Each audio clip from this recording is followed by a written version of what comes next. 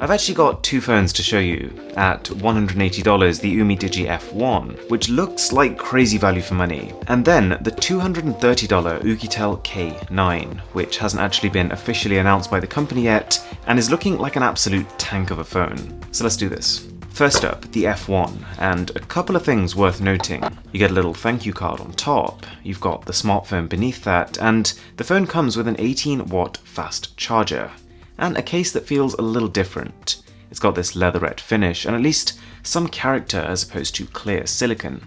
The inspiration from the OnePlus 6T isn't exactly tough to pick up on. Everything from the rear material, to the teardrop notch, to actually having a OnePlus wallpaper pre-installed. It's a little thicker than the 6T, and 1 gram heavier, but compared to that phone which has a 3700 mAh battery, this guy is at 5150, and still has a headphone jack. You have to bear in mind that it doesn't feel as premium as that phone. It's a little plasticky, and you'll notice the vibration motor is not as sensitive, it's quite abrupt. But then again, that is an area of weakness for OnePlus as well. To clarify, it's no Galaxy S10, but it's a neat looking phone for the money, with a 1080p LCD display which fills about 84% of the phone. It runs Android 9 and comes with 128 gigs of storage, with room for microSD cards. And what I was surprised to see is support for NFC, which you don't normally see on cheap Chinese phones, because it's considered a much lower priority feature than having a bigger battery or a faster processor.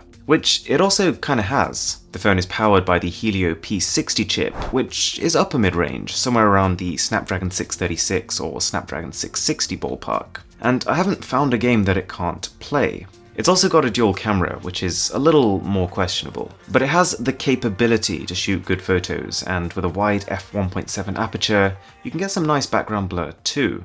Anyways, for the main event, the Oukitel K9, which is a lot like that phone, but on steroids. It's gonna be more expensive, with the company estimating $230 when it releases, but it bumps the screen size all the way up to 7.12 inches, making it the largest screen phone I've ever held. It's a two-handed experience, obviously, but I actually kind of liked it. When you think about it, as soon as you move a screen size beyond about 5.5 inches, you'll probably have to use two hands for some tasks, so this doesn't feel that much more inconvenient. I'm sure my mind would have changed if I'd tried putting it in my pocket, but you see the point. Battery was the even more surprising trait though.